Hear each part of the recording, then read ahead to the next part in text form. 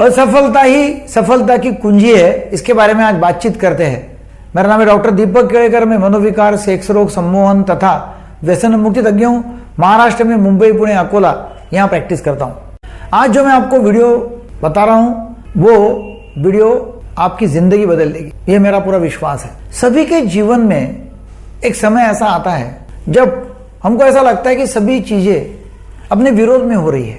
हमको हर तरफ से निराशा आती रहती है या हर तरफ से निराशा मिलती रहती है, चाहे आप एक बड़े प्रोग्रामर हैं या और कुछ है।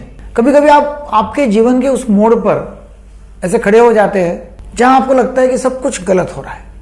अब हो सकता है कोई सॉफ्टवेयर गलत है, आपने बनाया हुआ सॉफ्टवेयर सभी लोगों ने रिजेक्ट कर दिया है, या आपका कोई फैसला हो जो हो सकता है कि बहुत ही भयानक, लेकिन सही मायने में विफलता सफलता से ज्यादा महत्वपूर्ण होती है। हमारे इतिहास में जितने भी बिजनेसमैन, साइंटिस्ट और महापुरुष हुए हैं, वो जीवन में सफल बनने के पहले लगातार कई बार फेल हुए हैं।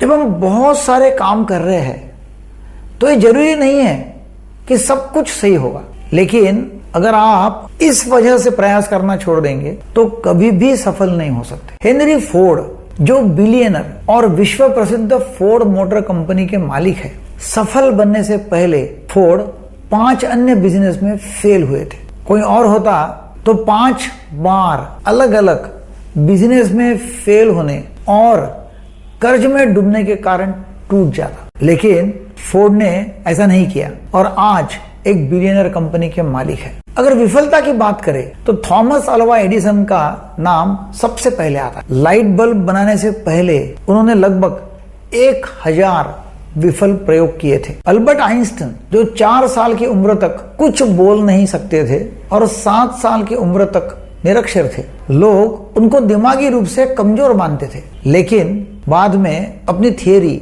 और सिद्धांतों के बल पर वो दुनिया के सबसे बड़े साइंटिस्ट बने। अब जरा सोचो कि अगर हेनरी फोर्ड 5 बिजनेस में फेल होने के बाद निराश होकर बैठ जाते, या एडिसन 999 असफल प्रयोग के बाद उम्मीद छोड़ देते, और आइंस्टाइन भी खुद को दिमागी कमजोर मानकर बैठ जाते, तो क्या होता? हम बहुत सारी महान प्रतिभाओं और आविष्कारों से अनजान रह जाते। आज सभी लोग अपने भाग्य और परिस्थितियों को कोसते हैं। अब जरा सोचिए, अगर एडिसन भी खुद को अनलकी समझकर प्रयास करना छोड़ देते तो दुनिया एक बहुत बड़े आविष्कार से वंचित रह जाती। आइंस्टाइन भी अपने भाग्य और परिस्थितियों को कोस सकते थे, लेकिन उन्होंने ऐसा नहीं किया। यदि वो ऐसा करते तो आप क्या करते थे? अगर आप किसी काम में असफल भी हो गए तो क्या हुआ? ये अंत तो नहीं है ना?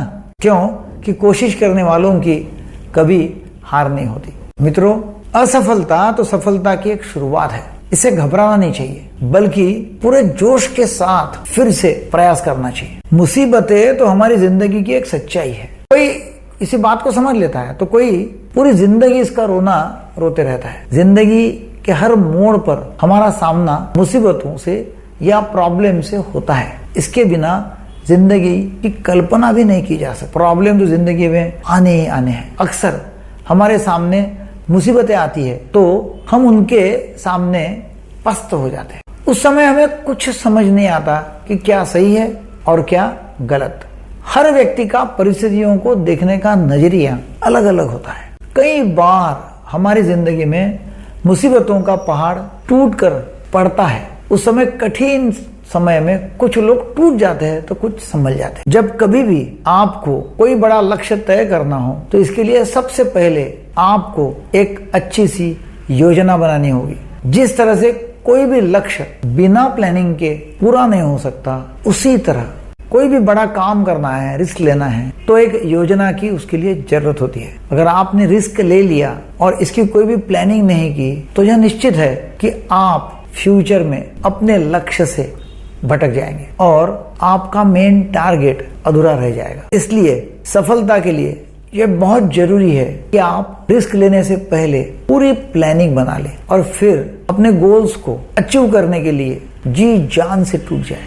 आपका जो भी लक्ष्य है उसे पाने के लिए आप एक निश्चित समय बना ले और यह तय कर ले कि आपको उस समय तक अपने लक्ष्य को पा लेना है। सबसे जरूरी बात, आपने अपने लक्ष्य को पाने के लिए रिस्क ले तो लिया, लेकिन अगर पूरी योजना के साथ मेहनत नहीं की तो सब बेकार है। तो इसलिए अगर आपका लक्ष्य बड़ा है तो उसे आप कई छोटे छोटे भागों में को बांट सकते हैं। आप अपने समय का सदुपयोग करें, उसे बर्बाद ना करें। इसके बाद सफलता आपके कदम चूमेगी।